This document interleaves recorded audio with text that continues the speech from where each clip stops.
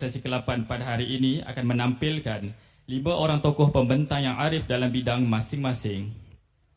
Untuk makluman tuan-puan juga, di penghujung acara nanti akan diadakan majlis penutupan sambutan Minggu Arkib Antarabangsa 2023. Dimohon kepada tuan-puan untuk terus kekal sehingga ke akhir acara nanti.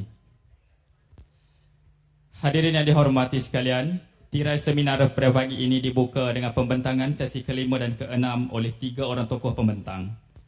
Justru, majlis dengan sukacitanya ingin menjemput para pembentang untuk mengambil tempat masing-masing di atas pentas. Dipersilakan pembentang yang pertama iaitu yang berusaha, Encik Muhammad Izwan bin Ramli, Pegawai Teknologi Maklumat Kanan, Seksyen Pengurusan Rekod Elektronik, Arkib Negara Malaysia.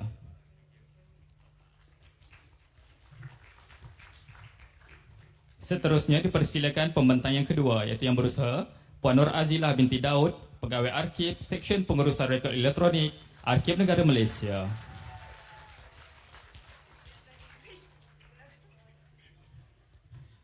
Dan akhir sekali dijemput pembentang yang ketiga iaitu yang berusaha, Encik Zaidil Akmal bin Zainuddin, Ketua Seksyen Arkib Digital, Arkib Negara Malaysia.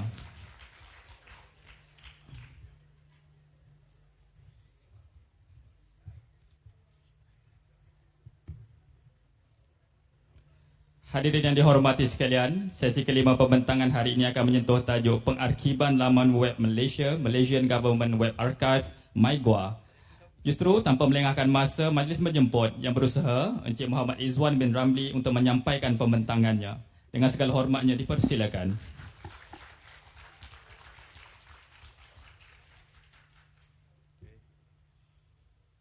Bismillahirrahmanirrahim. Semua dah sarapan. Alhamdulillah. Assalamualaikum, salam sejahtera, salam arkib kepada intipati masa, salam Malaysia Madani. Datuk-datuk, tuan-tuan, puan-puan yang hadir pada sesi hari ini serta yang bersiaran secara langsung melalui Facebook Live Arkib Negara Malaysia, selamat datang. Pada hari ini saya akan membentangkan especially dia lebih kepada perkongsian ilmu lah berkaitan dengan pengarkiban laman web. Malaysian Government Web Archive, MyGWA secara short form dia lah.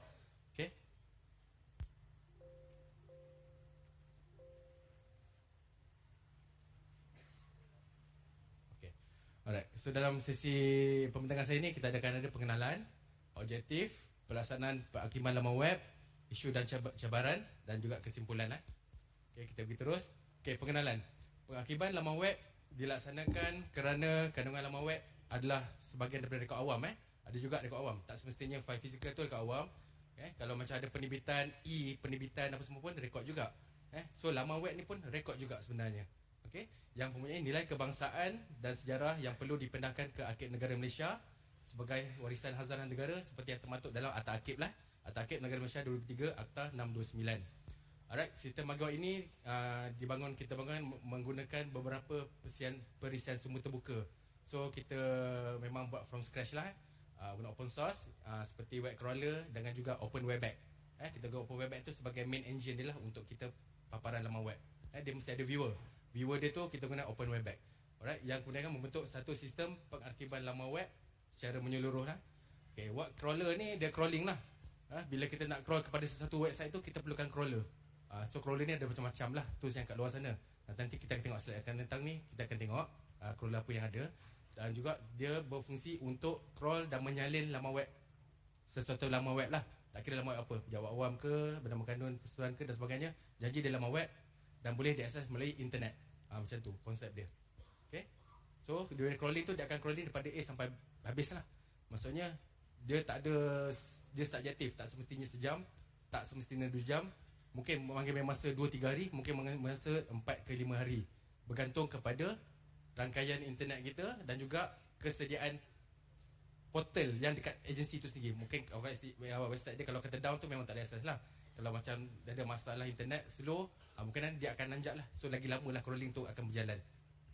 So laman web yang telah disalin disimpan dalam aplikasi MyGua menggunakan format standard yang digunakan pakai oleh kebanyakan sistem pengarkiban laman web luar negara. Yang tu kita gunakan format WARC, WARC, Web Archive, short form dia lah.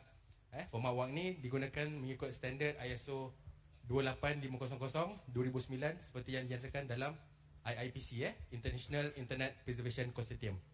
Alright. Okay, so objektif kita buat penghakiman laman web ni adalah sebenarnya untuk menyimpan dan memelihara versi kandungan laman web asal yang diarkibkan selaras dengan target tadi lah. Okay. Yang kedua, memastikan kandungan laman web yang diarkibkan dapat diakses semula dan dirujuk oleh orang awam ataupun penyelidik lah yang buat researching. Okay. Alright. So nanti saya explain lebih detail lagi. Disimpan, satu lagi, objektif yang ketiga, disimpan untuk sebagai koleksi dokumentasi yang boleh dijadikan warisan budaya dan dirujuk oleh generasi pada masa akan datang. Okay. Contoh dia nanti saya tunjuk. Contoh laman-laman web yang telah jumut, macam SPAT, BTN dan sebagainya tu.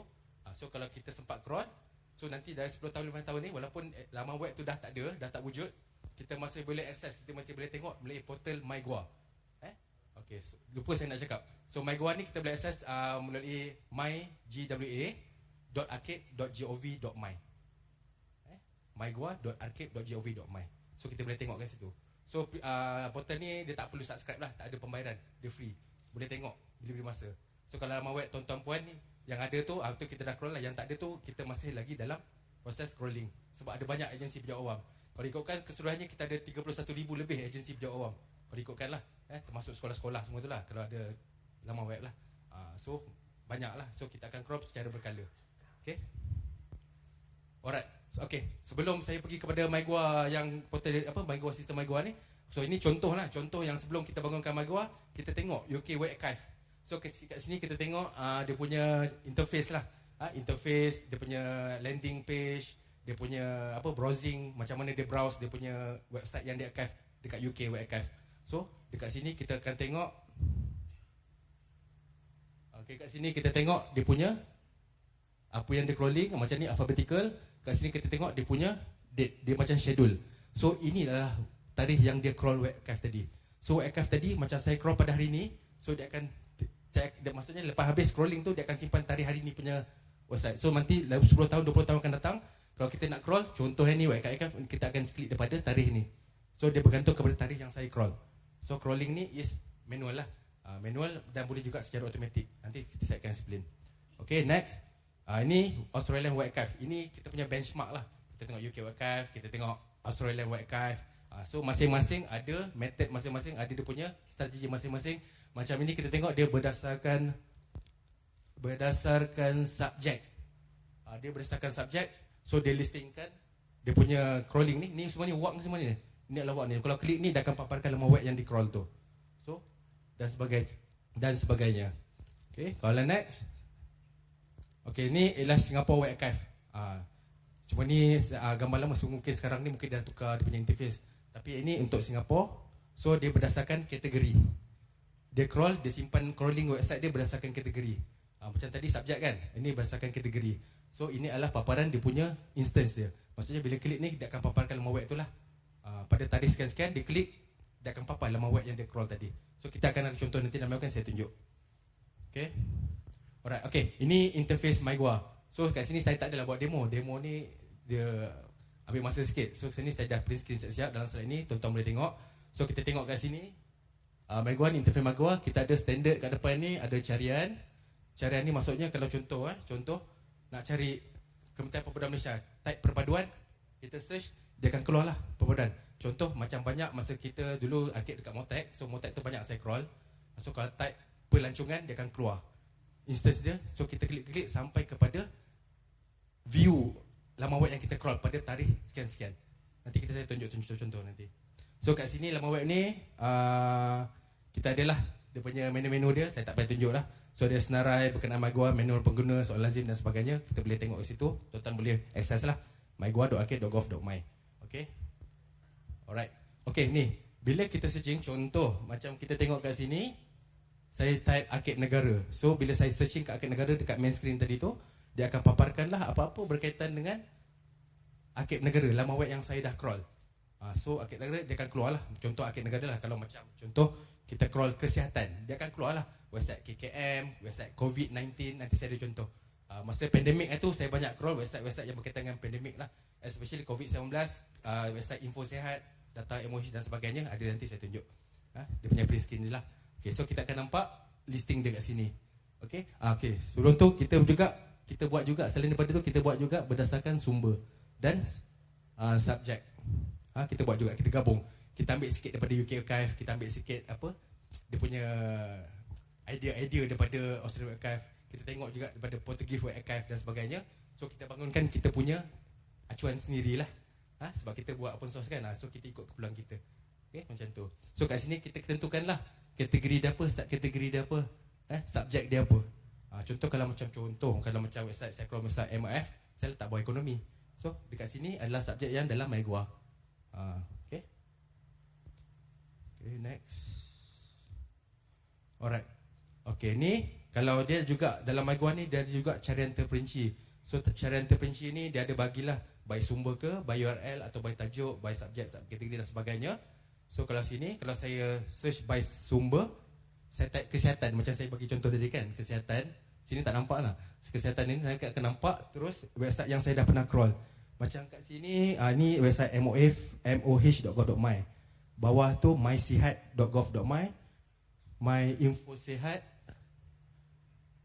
Saya tak nampak. Info sihat. Lepas tu dah ada covid19.moh. Ni yang micro site daripada kementerian tu sendiri. Kita ada crawl. So nanti kita nampak lah berapa banyak. Kita akan tengok sini berapa banyak dia punya instance dia. Okay, yang ni contoh sini, contoh sekarang ni ada 19 website. Maksudnya 19 tarikh saya pernah crawl untuk website MOH dan sebagainya. So konsep dia sama semua. So kementerian tu bawah dia ada microsite, kita akan crawl microsite tu. Okay. Alright, ni yang tadilah senarai subjek. Yang ini secara untuk dia punya bilangan tu dibagikan by subjek, kita boleh nampak lah dia punya statistik dia. By subjek kita ada overall dalam MyGua yang ada sekarang, ada 175 untuk Pandiberan dan sebagainya. So kita ada counting kat situ lah. So kita nampak lah website-website yang saya crawl, yang saya letak subjek berdasarkan website punya fungsi tu, pentadbiran atau keselamatan dan sebagainya. Ini adalah jumlah-jumlah dia. So total jumlah by subjek is 727 contoh sekarang ni. Tapi ni yang lama punya lah, sekarang dah 1000 lebih kot saya rasa. Dan masih berjalan. So sekarang ni saya masih crawling lagi. Okay. Alright. So dekat dalam MyGua juga kita ada carian lah berdasarkan alphabetical. So alphabetical ni kita ada A sampai Z, semua subjek. Dia ada pilihan kategori lah, pilihan. Maksud searching ni ada banyak macam tadi, main search, semua subjek ataupun alphabetical A sampai Z dan 5 capaian tertinggi dalam MyGua. Maksudnya 5 capaian tertinggi MyGua ni kalau ramai orang access, dia akan paparkan 5 top 5 lah. Macam tu. A sampai Z ni berdasarkan nama sumber tu. So, macam kementerian belia sukan lah. B lah, belia sukan dan sebagainya. Nanti kita tunjuk. Okay. Ni berdasarkan alphabetical. Macam saya cakap tadi, kita ambil sedikit daripada UK Archive, kita ambil sikit pada Australian, kita ambil sikit pada Portugis, kita ambil adalah dan yang lain lagi lah saya tak ingat dah. So kita punya kajian benchmark daripada macam tu. So saya tak adalah pergi ke negara tu. Kita tengok kat website sekarang ni ada di internet kan. So requirement apa semua kita berdasarkan surfing daripada internet lah. So kita gabung-gabungkan kita punya kajian apa semua tu dan kita bangunkan MyGua ni. So terhasillah MyGua yang kita perguna sekarang ni. So untuk makluman tuan-puan, MyGua ni telah dilaksanakan pada hujung 2017. So secara officially kita daran 2018 kita dah start. Tuan-puan. Alright, ni by alphabetical A sampai Z lah yang tadi tu. Okay, ni adalah capaian tertinggi. So ini yang current lah. Kalau current saya tengok daripada website MyGua ni, tuan boleh klik dekat senarai ni, dah ada 3 carian tadi tu. Yang tertinggi sekarang yang mana ni? So yang first Motek. So Motek sebab parent kita dulu Motek lah. Motek lah, sekarang ni KPN kan. KPN pun saya dah start crawling sekarang. So KBS, Kementerian Kewangan, Jabatan, ini berdasarkan sumber. Okay. Kalau kita tengok kat sini nombor ni nombor site ni, dia punya crawling tu banyak yang kita dah crawl. Okay. Alright. So kita tak sini. Okay. Dan juga bila kita klik, dia semua hyperlink dia punya link semua di pautan. Bila kita link, kita klik, dia akan go through ke dalam sampai level yang terakhir, ini adalah crawling kita. So waktu ada kat sini. Ni pada 30 Oktober, pada 20 Oktober. So ni tahun yang kita dah starting. Pada 2017 kita dah buat, 2018, 2019. So kalau klik tahun ni, dia akan keluar lah drop down dia. Tak kira dia akan keluar pada bulan Januari sampai Disember, dia akan klik. Mana ada yang kita dah crawl, dia akan letak date. So ini adalah date yang saya crawl. So bila kita view ni adalah tarikh 3 contoh Kalau website yang ni, website Akid Negara ni, kalau klik 20 tu adalah dia akan paparkan 30 Oktober punya laman web pada masa tu. So dia punya crawling bila view tu, dia bukan view dekat website yang asal. Dia dah dalam MyGua. So dia ada view sendiri. Dia maksudnya dia tak link dengan live punya website. Itu maksudnya. Alright.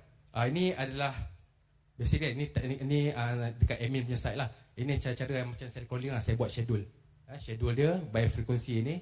Dia adalah sekarang ataupun saya boleh buat sebulan sekali, saya boleh buat 3 bulan sekali, saya boleh buat 6 bulan sekali, saya boleh buat setahun sekali. Itu configuration yang ada kat saya lah, saya sebagai admin. Okay, saya boleh pilih. Dan juga bila date yang saya nak crawl. Ini yang tadi, yang saya cakap tadi, date tadi tu, dia depends pada saya crawl tarikh date yang kita nak crawl tu. So dia akan crawl website pada tarikh tu. Okay, alright. So maksimum 10 hari dan sebagainya. Inilah statistik konfigurasi yang saya buat. Maksudnya saya boleh saya boleh set 5 hari crawl. Kalau lebih 5 hari, dia stop crawl pun boleh buat. Selalunya saya akan buat maksimum lah, maksimum untuk crawling, sebab kita nak ambil semua kan dalam website tu. So akan sebagai full. Saya buat full punya configuration. Dan juga engine. So ini engine ni adalah crawling yang kita pakai lah. Buat masa ini kita pakai yang open source, yang guna wpool dengan wget. So ni Linux punya ni lah, crawling lah. Kita guna wget dengan wpool. So kat sini dekat site kita, dekat site pengguna tak nampak apa pun. Sebab website ni kan open. So kita crawl daripada sistem MyGo, dia akan crawling secara back end manually, automatically macam tu. Okay, alright. Ini contoh laman web yang diakibkan. Kalau kita tengok kat sini, ni website akib. Kalau kita tengok tu kat atas ni, dia punya URL dia bukan terus www.akib.gov.my. Dia akan preview website ni guna Open Webpack. So dia akan tengok pada MyGua, akib.gov.my, Webpack. Ni ada unit number dan juga ini website yang kita crawl tadi tu.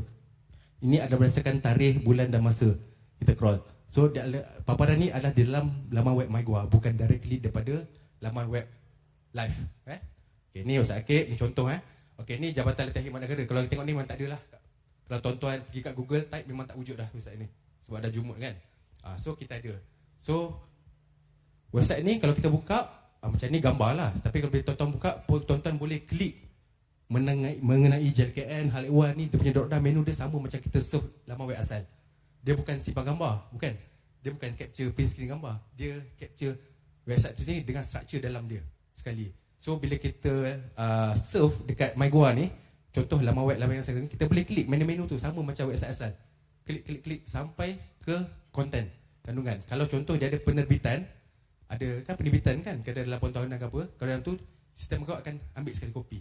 So kita boleh save lagi dokumen tu dalam website MyGua. Tu pemahaman dia. Alright, ini Spark. Ni pun dah jumut dah kot. Tak ada dah. So fungsi dia dah diserap kan. So laman website ni masih ada lagi pada masa itu. So kalau saya tengok kat sini, ni tahun 2018. Tahun 2018 kita tengok sini.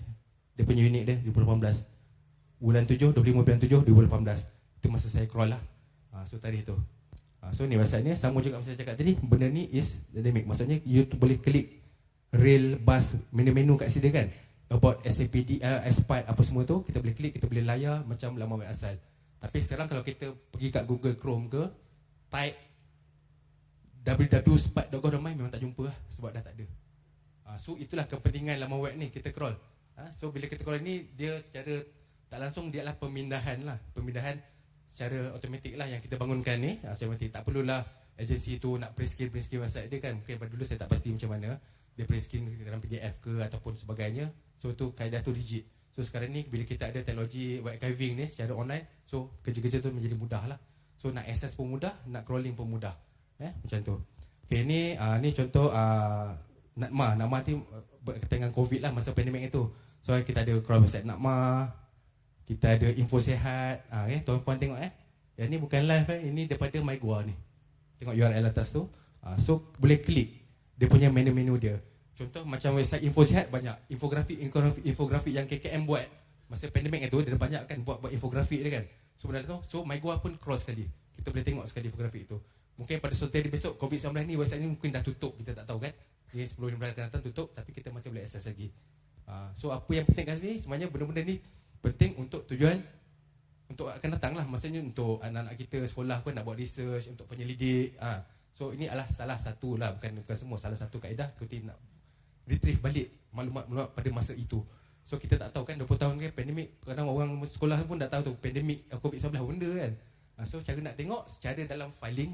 Kalau file kita boleh tengok file kan. Kalau kat Akib kita datang dekat Access, kita boleh tengok file-file berkaitan tu. Tapi kat website lagi senang, kita nampak keseluruhan gambaran. Sebab laman web ni dia ada semua.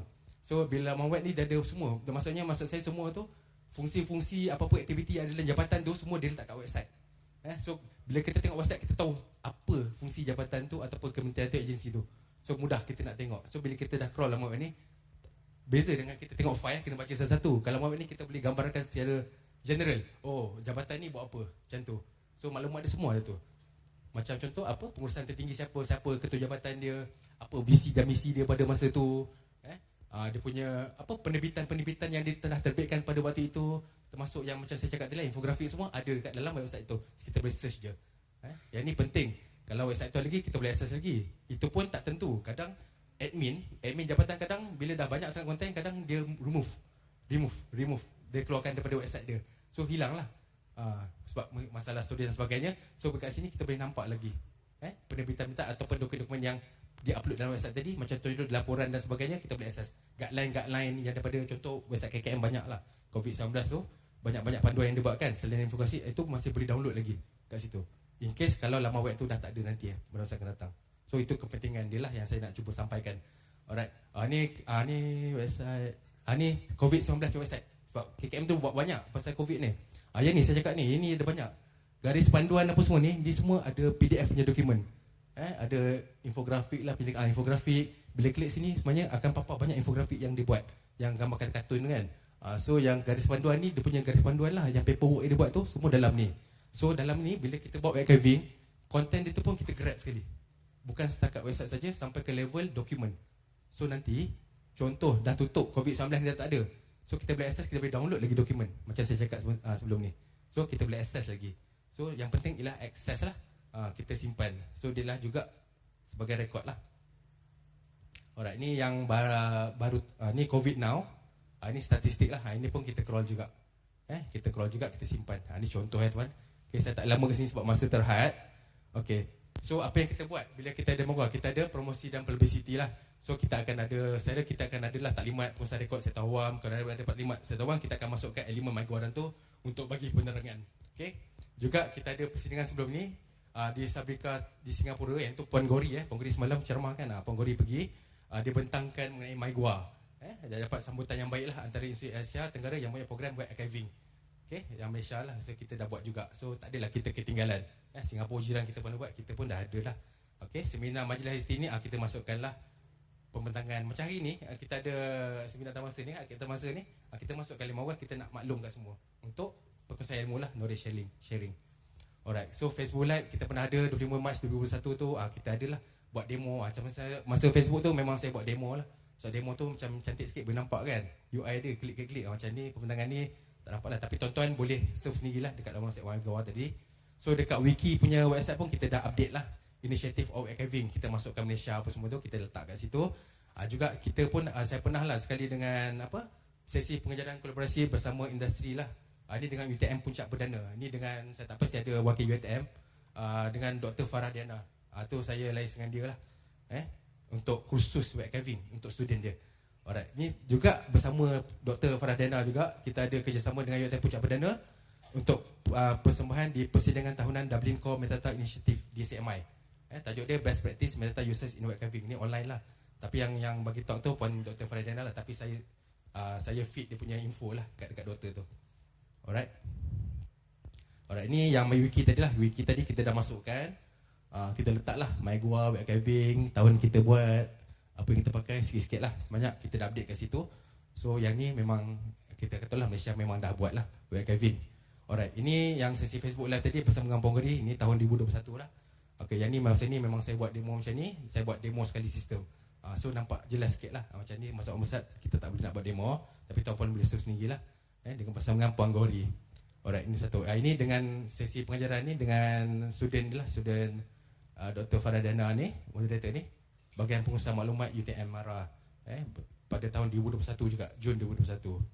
Dengan Frena. Dan satu lagi, ni Dublin Core Metadata Initiative ni yang peringkat antarabangsa lah. Tapi yang speaker dia is Dr. Farah Diana. Tapi saya feed info berkaitan dengan web archiving kat dia lah.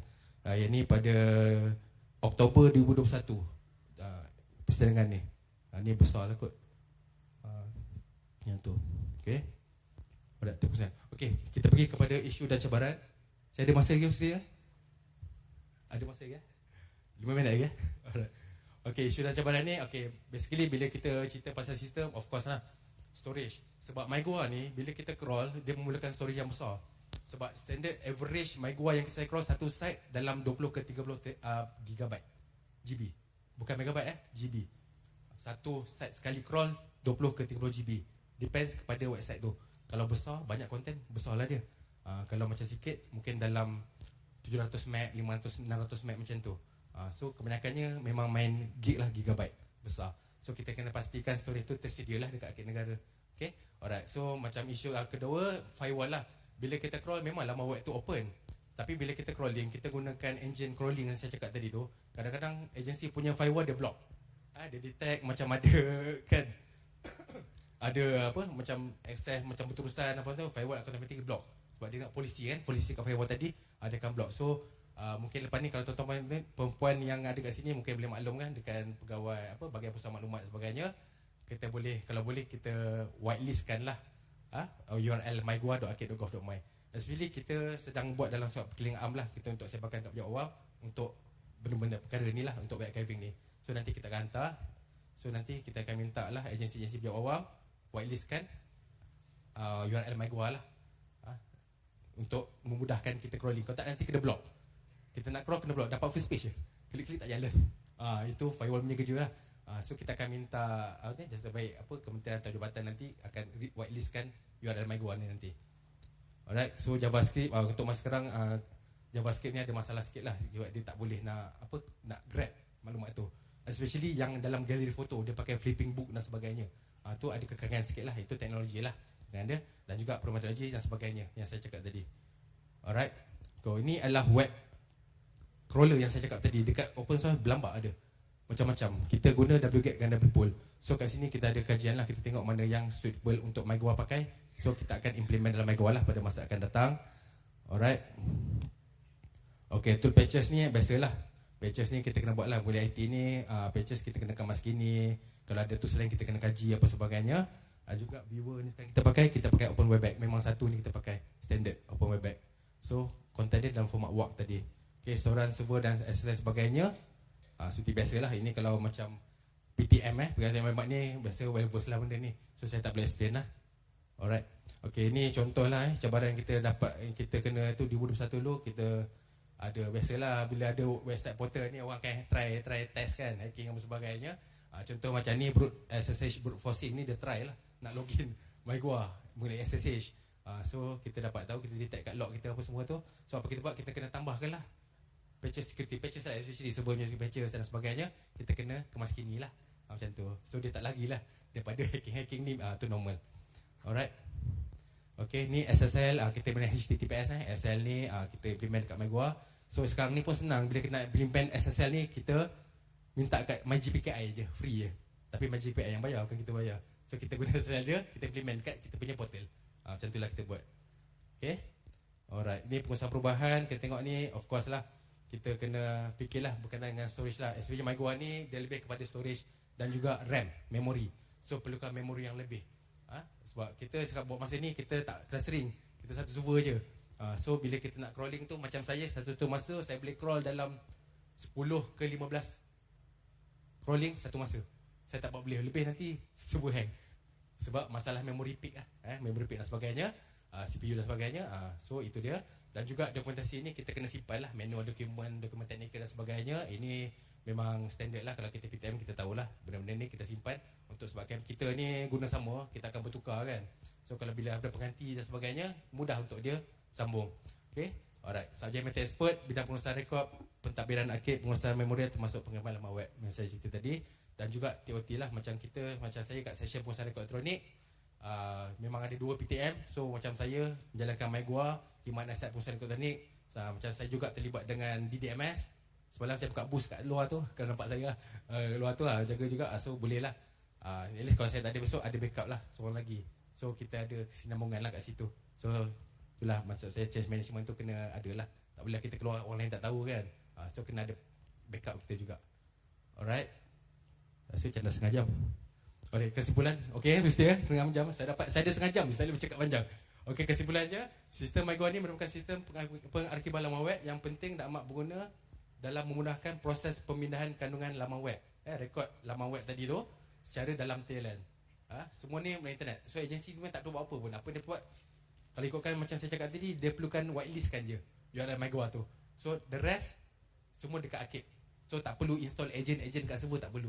Dia tak macam MyGPKI kan, nak install apa, nak install agent kat server, tak ada, tak perlu. Cuma perlu whitelistkan je URL kita untuk kita mudahkan kita crawling dan dapatkan full website yang tu. So kalau tuan-tuan perempuan yang ada microsite yang tertentu selain daripada website jabatan, mungkin boleh maklumkan kat Arkib lah.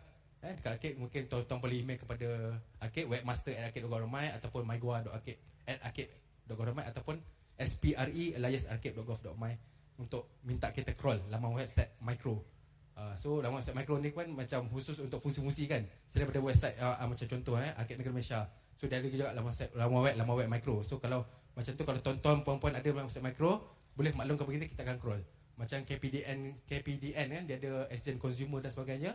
Dia ada minta kita crawl dia punya microsite tadi. So kita akan crawl lah bawah sumber dia tadi.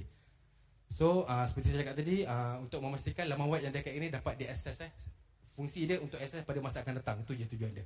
Untuk penyelidik dan orang ramai lah untuk buat akses. Sebab kita tak tahu. Contoh macam website kementerian, kita kementerian akan sentiasa berubah. Bila ada perubahan pentadbiran dan sebagainya, fungsi-fungsi berubah, nama kementerian berubah. So website tu nanti jumut, tak ada. So kalau sempat kita keluar, kita boleh nampak lah kronologi kementerian ni daripada mana, jadi apa. So kita boleh nampak dekat laman web secara general lah, kita boleh nampak siapa pentadbiran, siapa fungsi dia pada masa itu dan sebagainya. Itu kepentingan dia sebenarnya. So koleksi laman web yang tersimpan dalam MyGoa boleh dijadikan sebagai koleksi warisan budaya negara. Collection. So Arkib ni dia simpan collection. So collection yang untuk tujuan MyGoa ni is laman web. Kita nak preserve laman web. Itu tujuan dia. So koleksi budaya negara yang dirujuk pada orang awam atau penyelidik lah pada masa akan datang. Untuk makluman yang MyGoa sekarang ni, kita punya capacity storage kita pakai 50 terabyte. Masih sikit lagi. Banyak lagi sumber yang kita tak tengah crawl lah, kita sedang crawl. So memang peruntukan semua ICT tu memang penting lah. Nak tambah storage dan sebagainya. So itu saja daripada saya, perkongsian mengenai pengarkiban laman web. Kalau ada salah-salah tu maafkanlah. Alright. Okay, sekian saja. Terima kasih. Saya pulangkan kepada saudara pensyarah majlis. Terima kasih. Terima kasih diucapkan kepada yang berusaha, Encik Muhammad Izwan bin Ramli, atas pembentangan itu tadi.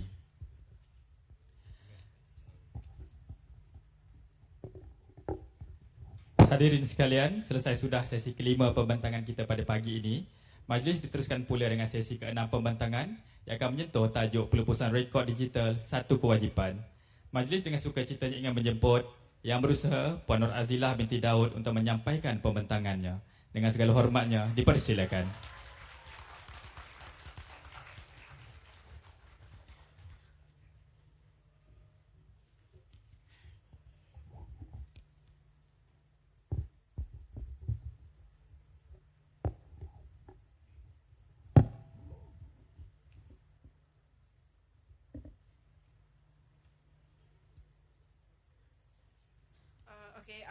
Assalamualaikum, selamat pagi dan salam Malaysia Madani.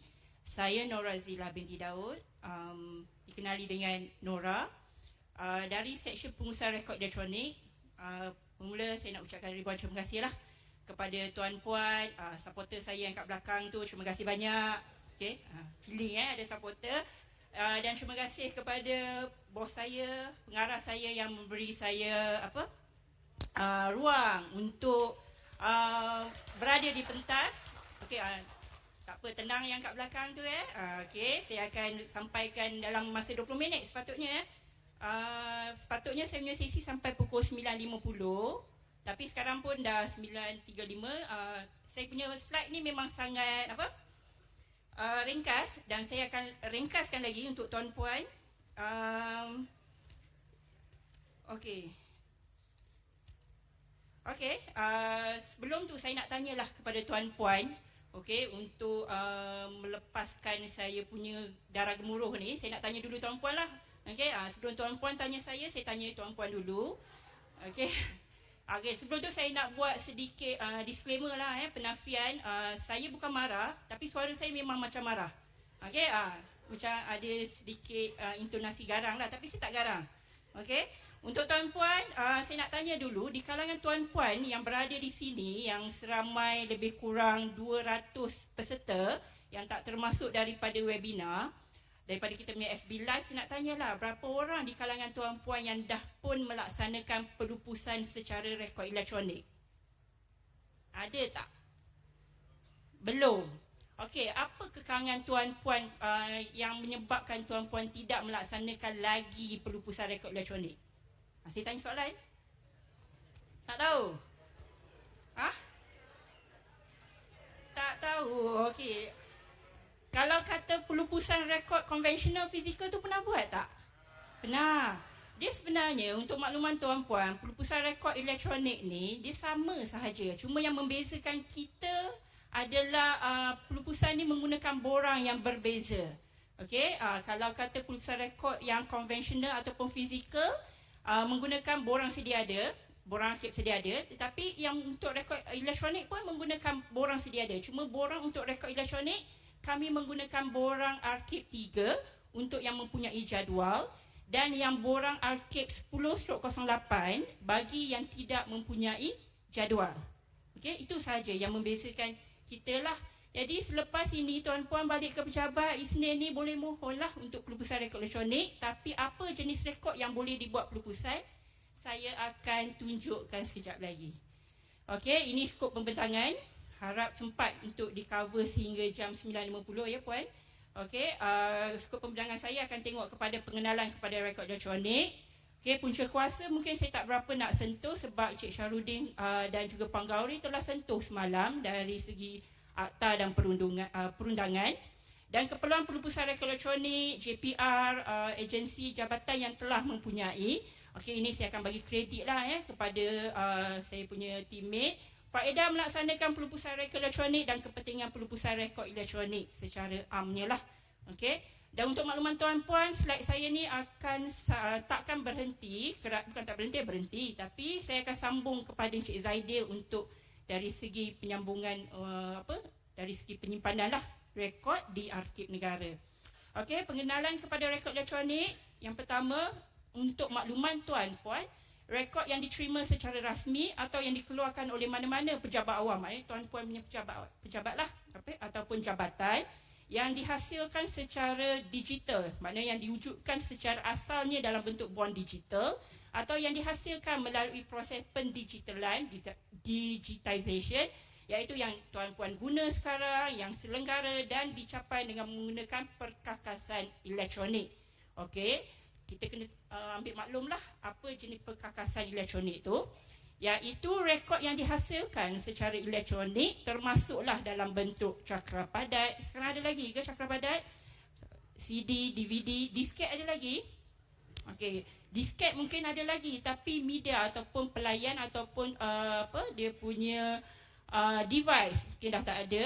Disket, pen drive, thumb drive, okey, cakra keras, cakra liut dan sebagainya, itu adalah dari komponen ataupun perkakasan rekod elektronik. Okey.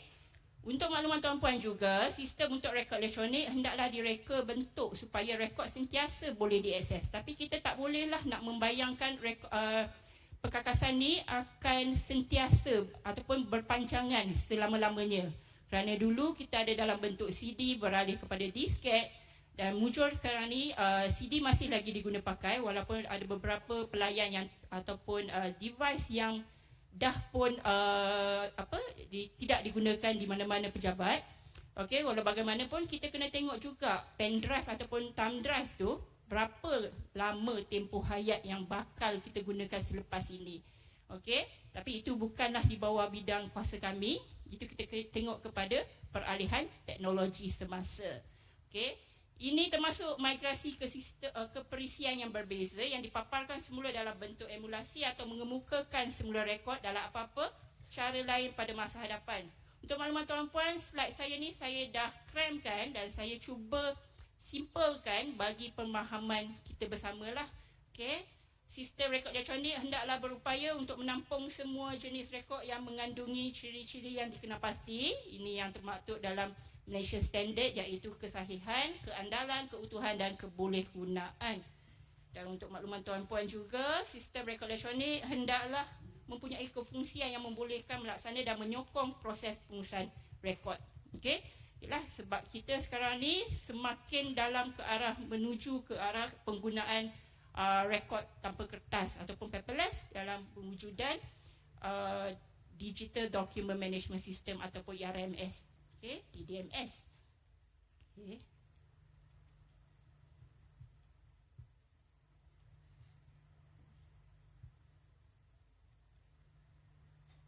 Okey. Okey, ini adalah punca kuasa berkaitan pelupusan rekod elektronik. Ini semua telah pun di-cover sepenuhnya oleh Cik Syahrudin semalam bagi isu, akta dan perundangan. Jadi saya hanya sentuh sedikit sahaja. Okey, berkaitan dengan punca kuasa yang membolehkan pelupusan rekod secara elektronik ni dilaksanakan oleh tuan-puan di jabatan. Okey, berdasarkan Seksyen 2 Akta Hakim Negara 2003, Akta 629, iaitu tindakan memusnahkan atau menghapuskan apa-apa jenis rekod mengikut prosedur yang ditetapkan. Okey, dari segi pemindahan yang akan di-cover oleh Cik Saidil, berdasarkan Seksyen 28 Akta Hakim Negara 2003, Akta 629, tindakan memindahkan rekod awam kepada jagaan dan kawalan arsip negara, iaitu rekod tuan-puan yang nak dimusnahkan mungkin boleh disimpan secara kekal ke arsip negara melalui beberapa media storan. Okey. Dan juga berdasarkan kepada JPR, iaitu jadual pelupusan rekod. Okey, dan satu-satunya jabatan iaitu Mahkamah Persekutuan POJ oleh yang telah pun membangunkan JPR rekod elektronik secara keseluruhan. Jadi kita beri tepukan kepada Mahkamah Persekutuan kerana berjaya melaksanakan JPR secara rekod elektronik. Okey, definisi ataupun tafsiran berkaitan dengan media storan. Peralatan elektronik yang digunakan untuk menyimpan data dan maklumat seperti pelayan, iaitu server, cakra liut, cakra padat, pitra magnetik, cakra optikal, pemacu USB dan media storan yang lain. Okey, untuk makluman tuan-puan, masih lagi sama macam pelupusan rekod fizikal, tuan-puan masih lagi perlu melaksanakan pelupusan secara sendiri. Okey, Arsip Negara, seksyen saya, seksyen pengurusan rekod elektronik adalah bertanggungjawab untuk memberi kebenaran. Untuk maklumat tuan-puan, rekod tuan-puan perlulah dimohon, perlu minta kebenaran kepada Arsip Negara sebelum pelaksanaan pelupusan rekod elektronik dilaksanakan di jabatan tuan-puan. Okey, tafsiran ini adalah berdasarkan Dasar Keselamatan ICT Mampu tahun 2010 versi 5.3. Next.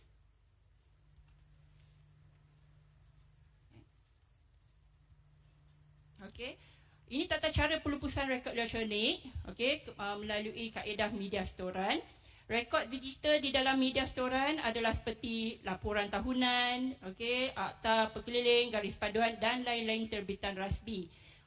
Tempoh simpanan ataupun tempoh pengekalan yang perlu disimpan di jabatan adalah berdasarkan kepada JPR yang sedang dikuatkuasa di Arsip Negara dan untuk kegunaan semua jabatan kerajaan seluruh Malaysia.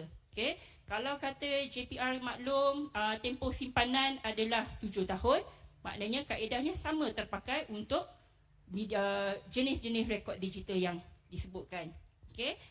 Terbitan rasmi yang dihasilkan dalam bentuk digital oleh pejabat awam boleh dipindahkan atau satu salinan atau lebih terus ke Arsip Negara dalam tempoh sebulan sepatutnya selepas ianya diterbitkan. Tuan-puan kena ambil maklum, sekiranya terbitan ataupun laporan ataupun brosur ataupun kad jemputan dan sebagainya yang dihasilkan oleh jabatan tuan-puan perlulah dikemukakan ke Arsip Negara dalam tempoh sekurang-kurangnya 1 bulan selepas terbitan tersebut dicetak.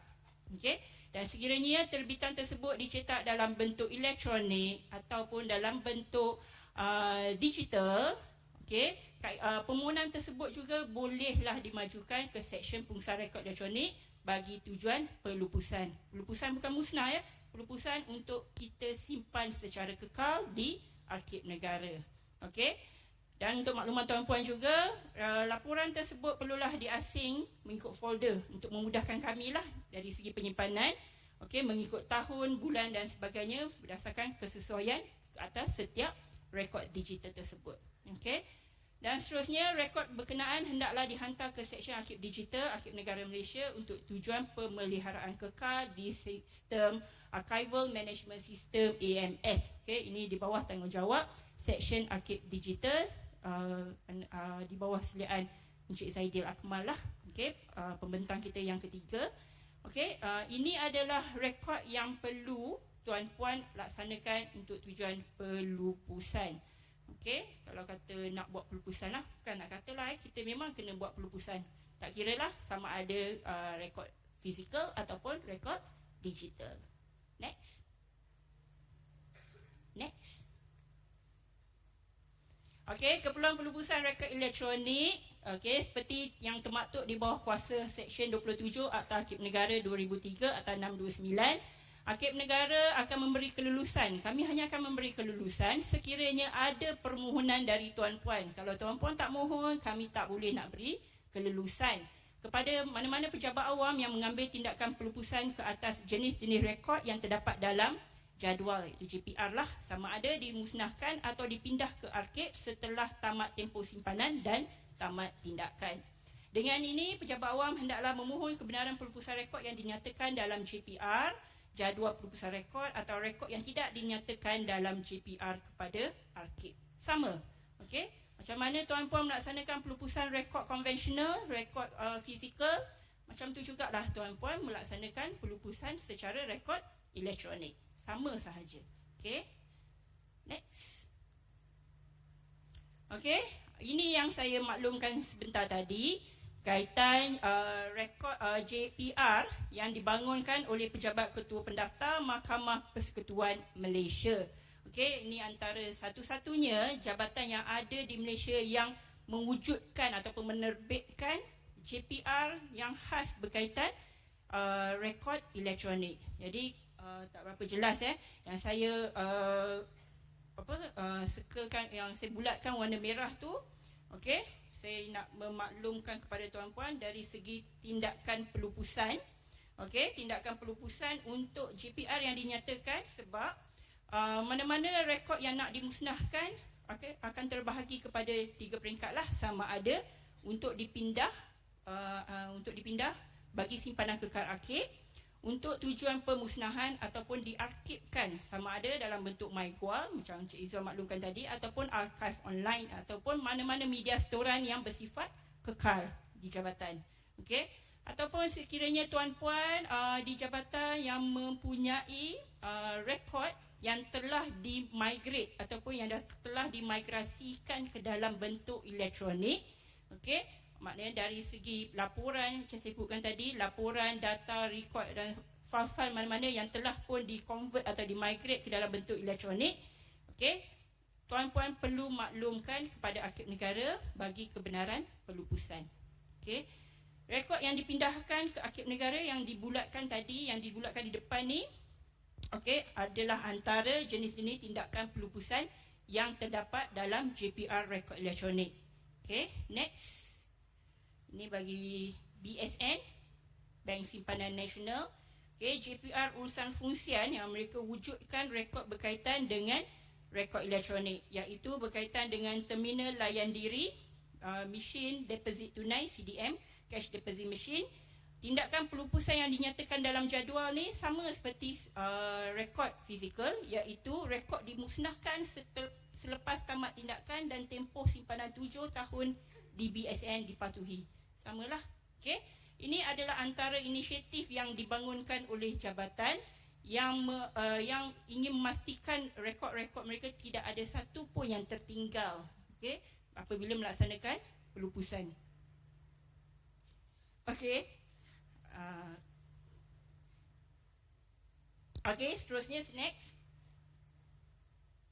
JPR urusan fungsian yang dibangunkan oleh KWSP, Kumpulan Wang Simpanan Pekerja, ini juga sama, cuma dari segi tindakan pelupusan, rekod diarsipkan di archive online yang saya sebutkan lagi lah, yang saya sebutkan tadi, mana-mana rekod yang kita nak musnahkan, yang kita archivekan dalam bentuk archive online, itu sistem yang diwujudkan oleh Jabatan Tuan Puan.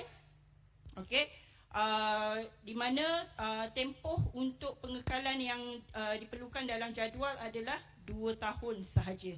Okey, next. Okey, ini adalah contoh borang pelupusan rekod elektronik yang mempunyai JPR, yang mempunyai jadual.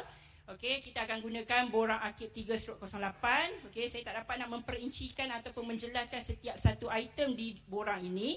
Tetapi sekiranya tuan-puan mempunyai sebarang masalah ataupun kekangan dari segi mengisi borang ini, boleh terus telefon saya ataupun email kepada kami. Kita akan bagi khidmat konsultansi pengurusan rekod elektronik kepada tuan-puan, kaedah bagi mengisi borang pelupusan rekod elektronik. Okay, next. Borang Arkib 10/08. Okay, ini bagi borang permohonan pelupusan rekod elektronik yang di luar jadual. Okay, ini pun sama. Selalunya jabatan yang tidak memohon lagi pelupusan rekod elektronik adalah bukan disebabkan mereka tak nak buat pelupusan rekod elektronik, tapi mereka kurang jelas ataupun kurang arif bagaimana kaedah untuk mengisi borang pelupusan. Okey, tapi tak apa, saya dan Cik Izzuan akan membantu tuan-puan sekiranya tuan-puan memerlukan khidmat kami bagi mengisi borang pelupusan. Okey, next. Okey, faedah melaksanakan pelupusan rekod elektronik ada 4 kaedah faedah yang dapat saya gariskan di sini. Yang pertama, melegakan ruang penyimpanan, meningkatkan kawalan capaian dan menjimatkan capaian rekod serta dari segi memori institusi jabatan tuan-puan sendiri. Apabila dipindahkan ke arkib, kita akan archivekan dan kita akan digitalkan, dan seterusnya kita akan buka kepada penyelidik bagi rujukan berterusan. Next. Okey. Next. Okey, kepentingan pelupusan rekod elektronik. Yang pertama, memudahkanlah tuan-puan untuk memusnahkan rekod yang tidak bernilai berdasarkan kepada tindakan pelupusan yang telah ditetapkan. Yang kedua, mencegah pemusnahan rekod. Okey, ini yang kita selalu ingatkan berulang kali, yang belum mencukupi tempoh tertentu bagi tujuan perundangan, keuangan dan keperluan pentadbiran. Yang ketiga, memindahkan rekod yang bernilai kekal ke arkib. Ini seharusnya lah ya. Kalau tidak, rekod tuan-puan tidak dapat disimpan, manakala rujukan bagi generasi akan datang pun tak dapat diambil. Okey, dan yang terakhir, mewujudkan pengurusan rekod yang cekap di pejabat awam. Okey, kalau rekod dah dimusnahkan, senang kita nak melaksanakan pengurusan pentadbiran yang berkesan di jabatan tuan-puan. Okey, saya terpaksa mempercepatkan slide sebab Rustia dah bagi signal. Jadi next, itu sahaja. Jadi ini adalah maklumat untuk tuan-puan. Okey. Okey, tak apa, next time boleh jemput lagi. Okey, saya maklum kepada bos saya dan kepada pengarah saya, ke depan ni boleh jemput lagi, tak ada masalah. Saya akan beri lebih sharing knowledge kepada tuan-puan bagaimana untuk melaksanakan pelupusan rekod elektronik secara general. Okey, boleh screenshot apa-apa, boleh WhatsApp, WhatsApp tak boleh boleh call dan juga boleh email kepada saya di maklumat di hadapan. Itu sahaja, sekian, terima kasih. Saya serahkan kepada Cik Zaidil. Terima kasih diucapkan kepada Yang Berusaha Puan Nur Azilah binti Daud atas pembentangan itu tadi.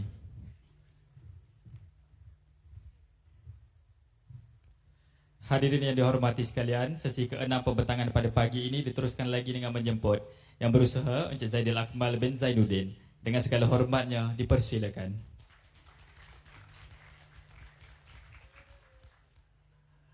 Assalamualaikum dan selamat pagi kepada Datuk-Datuk Ketua Jabatan kalau ada, pengarah dan semualah tuan-tuan dan puan-puan dari semua agensi kerajaan. Okey, terima kasihlah kepada semua kerana sudilah datang ke sini Saya ni okey. Saya akan menyambung slide yang Nora telah bentangkan tadi, Puan Nora bentangkan tadi. Kalau tadi kita tengok tentang pelupusan kan, pelupusan rekod elektronik. Jadi sekarang ni saya akan menjawablah persoalan selepas rekod elektronik tu dipindahkan ke Negara Malaysia, ke mana perginya rekod elektronik tu, ke mana disimpan. Okey, nanti dalam slide saya ni tuan-puan akan tahulah jawapannya. Okey, next.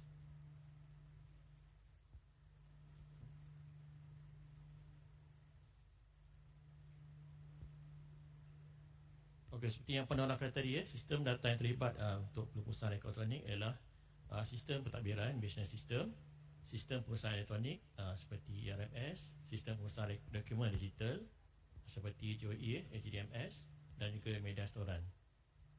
Okey, tak apa, saya ini kepentingan pilihan rekod digital ini pun sama seperti yang Puan Nora kata tadi. Jadi saya beri sikit ni. Okey.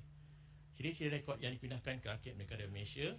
Okey, jadi ciri-ciri rekod ni kalau tuan-tuan boleh tengok kalau adalah ciri-ciri ni dalam rekod digital tuan-tuan dan puan-puan, jadi bolehlah dimasukkan ke dalam JPR. Kalau tak ada JPR, boleh masukkan ke dalam JPR supaya tindakannya kepada rekod digital ni supaya dipindahkan ke Arkib Negara Malaysia.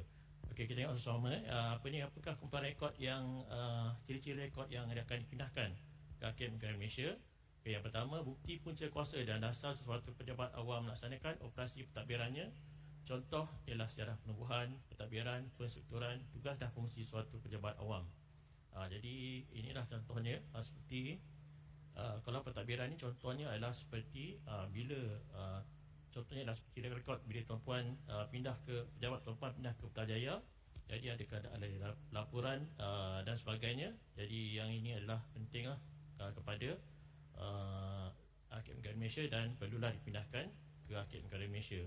Okey, yang kedua, bukti ke atas setiap keputusan dan tindakan yang diambil oleh pejabat awam semasa melaksanakan fungsi dan program utamanya. Okey, dan ketiga, bukti dalam mempertahankan hak dan kedaulatan negara.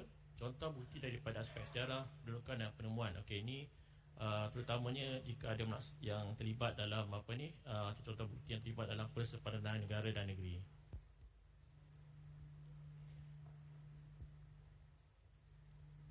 Seterusnya, bukti ke atas suatu tuntutan hak asasi, hak milik, status atau kedudukan individu, kumpulan dan organisasi. Bukti mengenai budaya, amalan dan adat Islam negara ini.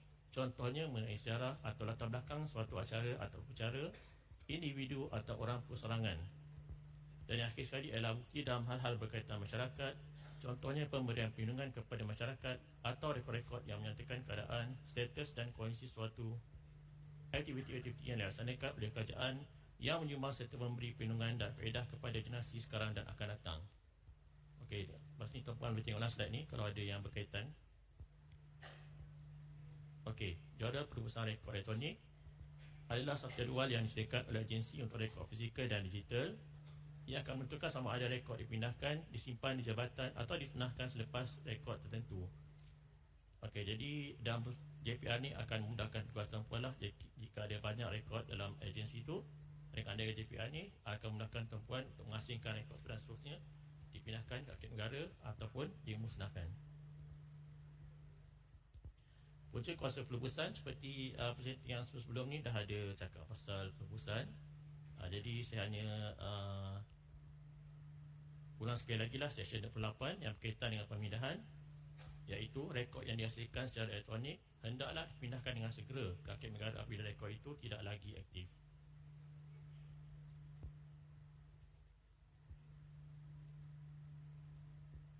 Okey, sekarang ni saya nak cakap pasal sistem rekod digital untuk menyimpan dan memelihara rekod digital ke Arkib Negara Malaysia. Pada tahun 1996, kerajaan elektronik e-government telah digunakan. Jadi dengan banyaknya sistem-sistem yang digunakan di pejabat kerajaan, jadi bertambahlah rekod digital di agensi kerajaan. Jadi sebagai satu inisiatif pada tahun 2007, Arkib Negara Malaysia telah memperoleh aplikasi Archival Management System SDB versi 3. Jadi sistem inilah yang akan menyimpan rekod digital yang dipindahkan ke Arkib Negara Malaysia. Dan pada tahun 2011, Archival Management System ni telah ditingkatkan ke upgrade ataupun upgrade ke SDB versi 4. Okey, ini ciri-ciri kenapa sistem ini diperoleh oleh Arkib Negara Malaysia adalah kerana yang pertama, ia mempunyai ciri SDB, iaitu S untuk safety. S ini adalah maksudnya, safety ini adalah maksudnya rekod ini adalah dipelihara daripada obsolete, maksudnya ia tidak akan tergugat oleh perkembangan teknologi yang develop di luar lah. Okey, D maksud deposit, yang maksudnya rekod yang dipelihara dalam sistem ini adalah dipelihara dari segi metadata dan juga dari segi kontennya. Dan B box ialah bermaksud storage yang digunakan untuk rekod digital ini adalah scalable lah, maksudnya ia boleh ditambahlah dari semasa ke semasa. Okey, sebab yang kedua sistem ini dibuat oleh Hakim Negara Malaysia ialah kerana ia menepati model Open Archival Information System ataupun OIS. Jadi OIS ni adalah satu standard ISO 14001 2012 Space Data and Information Transfer System Open Archival Information System yang merangka ataupun menjelaskan proses yang perlu ada lah untuk memelihara rekod digital. Okay, jadi dalam belajar tersebut ada dinyatakan proses yang terdapat untuk memelihara rekod digital yang dimulakan dengan ingest. Apabila agensi memindahkan rekod digital kepada Hakim Negara adalah proses yang berlaku sebelum ingest. Lepas ni saya akan terangkan dengan lebih lanjut. Okey, struktur hakim ni bermaksud scalable lah. Capacity storage boleh dikembangkan mengikut capacity rekod digital. Dan juga ada dari segi pentadbiran, maksudnya adalah user yang menggunakan sistem ini boleh dikawal lah melalui username dan password dan juga mengikut level group. Maksudnya jika admin memang dia akan boleh tengok semua, buat semua. Untuk pengguna mungkin dia boleh view saja. Jadi maksudnya kat situ ada kawalan dari segi penilaian akses rekod. Okay, dari segi pemeliharaan ni maksudnya jika pada satu masa nanti rekod atau format rekod tu akan menjadi obsolete dan menjadi jumud dan tidak digunakan lagi, sistem ini mampu untuk mengkonvertkan format tu, rekod itu kepada format yang latest. Maksudnya format yang digunakan lah, boleh digunakan. Okay, dari segi pengurusan data, okay, jadi pengurusan data maksudnya sistem ni akan memelihara rekod digital tu daripada berubah lah dari segi keselamatan. Ni cirinya adalah penting lah. Okay, dari segi akses, maksudnya sistem ini akan menyediakan akses, boleh dicari semula dan juga boleh di-download. Okay, jadi sebab ketiga ciri-ciri rekod sistem ini adalah pengguna di seluruh dunia menggunakan sistem AMS ni, Archival Information System, SDB. Jadi arkib-arkib yang disenaraikan di dalam gambar tersebut contohnya seperti Finnish National Archive, Estonian, Rotterdam City, Dutch National Archive, US pun guna, Network National Archive of UK, Swiss Federal Archive and Australian Government juga menggunakan sistem ini. Okey, tapi kalau nak kata tak ada sistem lain yang wujud di dunia untuk pemeliharaan rekod digital ni ada, tapi dia ada tumpuan yang masing-masing lah. Contohnya Activematica, Curatus Workbench, Data Accessioner. Tapi sistem ni adalah menumpukan dari segi proses kerja sajalah. Jadi mungkin dari segi lain tu dia ada kekurangan. Okey, contoh sistem lain dalam seperti Meta Archive, Google Cloud, MS Glacier. Tetapi sistem ini pula akan menumpukan dari segi storan dan pemeliharaan saja. Dan juga Pacifica. Pacifica ialah sistem SDB yang latest. Okey, di Space Direct dia akan menumpukan secara keseluruhan lah proses kerja. Tapi memang ada limit lah sebab sistem ni memang sistem off-shelf. Jadi memang ada limit lah untuk dari segi untuk kita ubah dari segi coding dia. Jadi menyebabkan ia tidak akan memenuhi 100% kehendak satu agensi. Okey, ringkasan proses pemindahan ke dalam AMS. Okey, yang pertama pindah, yang kedua ingest, urus dan akses. Okey, saya akan jelaskanlah apa proses ini selepas ni. Okey, next. Okey, ini borang untuk pemindahan. Selepas mendapat kelulusan untuk pemindahan, kelulusan untuk pelepasan daripada session pengurusan rekod elektronik. Jadi tuan-tuan bolehlah mengisi borang ini untuk memindahkan rekod digital tersebut ke Hakim Negara Malaysia. Jadi kalau boleh nampak kat sini. Siapa Ezuri? Ada Ezuri Tak ada? Tak ada Okey, dia telah memindahkan back. Okey, memindahkan terbitan yang terdiri daripada Kod Etika Mosti, Kalender Astronomi, Sangga Anjung Inovasi sebagai contohlah dalam bentuk PDF ke Hakim Negara Malaysia rekod digital. Okey, next.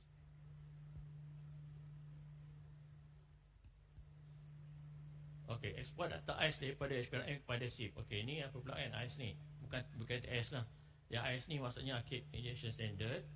Jadi AIS ni adalah simplify daripada SIP. AIS ni setakat ni cuma ada sistem DDMS saja yang boleh ekspor kepada AIS, dan juga sistem yang lama seperti GOE, Kompas. Jadi yang HPRM juga boleh mempunyai keupayaan untuk ekspor data kepada SIP. Jadi inilah kelebihannya sistem ni lah. Jadi untuk sistem yang tidak mempunyai keupayaan ekspor kepada AIS ni, bolehlah menggunakan SIP creator. Okey, depan ni saya akan jelaskan SIP creator.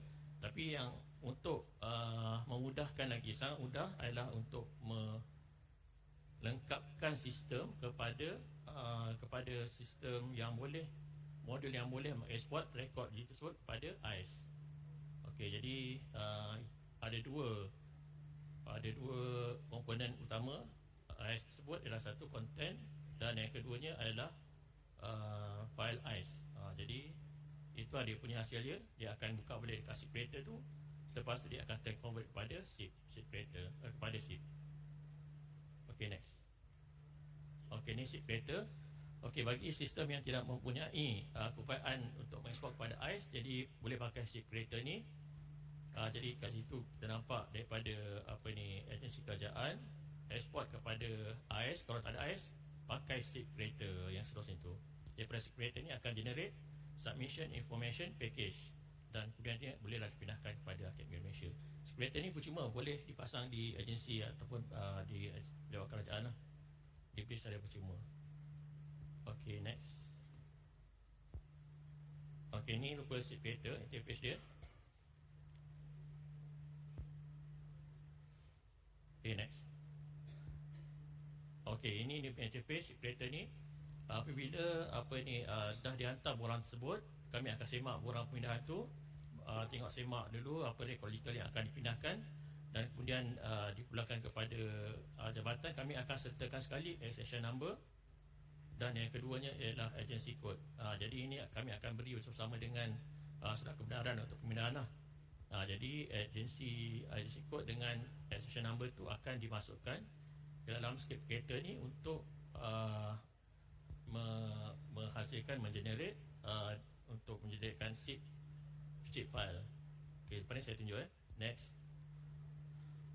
Okey, ni hasil daripada SIP creator tersebut. Dalam banyak rekod digital tu nanti akan menghasilkan dua file, iaitu dia punya folder satu, dan yang sebelahnya ialah file yang mempunyai extension protokol. Jadi jika kita drill down, kita buka folder tu, di bawah ni adalah content, metadata dan records, tuan-puan. Okey, ni contoh dia. Dia banyak folder tu dia export kepada SIP. Jadi kalau kita drill down satu folder tu, dalam tu ada 3, ada content, metadata dan ada records lah.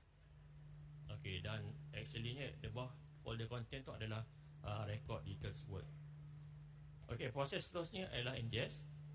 Proses ini akan disenaraikan tab copy, tapi ini dalam sistemnya sajalah. Ini untuk Akad Negara saja, tapi saya berilah kepada tuan-puan lah untuk mengetahui bagaimana proses yang tersebut dijalankan. Ia akan merupakan nama proses, tarikh mula proses dan tarikh yang dilakukan jika ia berlaku kemudian. Jika sesuatu aktiviti dalam proses tersebut gagal, ia akan dipaparkan dengan warna merah. Jadi dekat sini kita nampaklah setiap proses yang dilakukan di dalam ingest tersebut akan berlaku, dan dengan masukkan sekali dengan tarikh dan masa servis tersebut berlaku lah.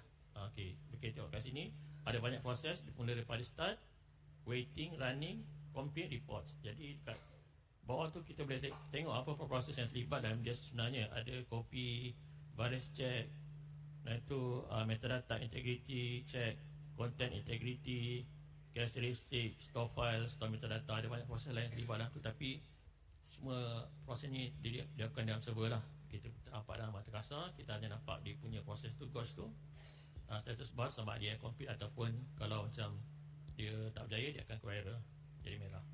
Ok, next. Ok, ni yang tadi.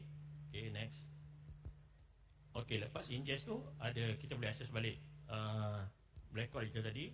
Kalau boleh lihat kat situ, nombor 1 tu dari segi agency list lah, dia akan disenaraikan semula mengikut jabatan yang memberikan rekod tersebut. Okey, yang nombor 2 tu kita dah boleh tengok record list tu adalah sebenarnya record content sebenar dalam sistem tu dia akan listkan. Okey, yang ketiga ada child list. Jika ada yang child list ni adalah rekod yang sebenar lah. Yang record list tu adalah file. Okey, summary details tu adalah metadata. Contoh kalau ada tajuk dan deskripsi rekod tu akan keluar dari situ lah. Okey, manifestation list dan file list ni adalah jika jika rekod tersebut dipelihara, maksudnya dia akan dimigrasi kepada format lain. Jika ada, dia akan disenaraikan di situ. Kalau tak ada, memang kosong lah. Macam dalam gambar ni memang tak ada, dia lakukan migrasi, jadi dia tak kosong. Okey, dan 7 ke 8 tu ialah basic search dan advanced search. Macam biasalah, boleh search boleh cari lah menggunakan keyword. Okey, next. Okey, ni contoh apabila kita access, kita boleh lihat kembali rekod literally dalam bentuk yang asal. Jadi kalau macam dia dalam bentuk Word, dia akan keluar balik dalam bentuk asal, dalam bentuk Word lah. Kalau dia file macam PDF, kita nampak exactly macam dalam PDF. Okey, next. Okey, pemeliharaan aktif. Jadi macam saya kata tadi, pemeliharaan jika satu format rekod literal tu akan obsolete, pemeliharaan akan convert dia, akan migratekan format tu kepada format yang latest lah, supaya ia senang untuk dirujuk. Okey, jadi ini adalah proses yang terlibat dalam identifikasi file, pengesalan key file dan migrasi. Okey, next. Okey, identifikasi file, apakah dia identifikasi file tersebut? Ialah format yang kosong atau dikenal pasti. Jadi sistem akan detect apakah format file yang obsolete, dan dia akan tahulah yang akan target file tu akan dilakukan migration. Okey, pengesalan key file ni apa yang dia kesan, macam mana dia nak kesan? Dia akan validatekan format file yang dia kenal pasti. Ciri-ciri teknikal dikenal pasti apa dia. Kalau macam contohnya ia adalah file Word, contohnya DOC, sekarang ni ada DOCX. Okey, jadi file pengesalan kata tu dia akan ada ciri dia, apa bilangan muka surat, itu mungkin ada hidden word kat situ, dia akan kenal pasti. Dan kemudian file-file tu akan dikumpulkan lah, sebab dia akan banyak bersedak dalam sistem tu, dia akan kumpulkan file tu dan dia akan lakukan migrasi. Okey, next. Okey, bila migrasi ni semua konten dalam tu yang terlibat dalam migrasi ni akan ditukar lah. Bukan maksudnya dia ubah data dalam tu, rekod tu tetap sama, tapi yang diubah contohnya mungkin ada file tu, ada rekod tu, ada pautan yang DOC, jadi dia akan tukarlah pautan dalam tu, dia tukar dia DOCX lah. Jadi maksudnya dia tak akan mengganggu akses kepada rekod digital tu. Dan juga dia akan menjadikan akan ada dua kopi, satu lagi file akan dipanggilkan manifestasi yang kedua. Jadi maksudnya rekod yang asal tu dia tak akan ubah, dia akan jadi manifestasi satu. Jadi ada dua kopi lah sekarang lepas migrasi dijalankan. Okey, next.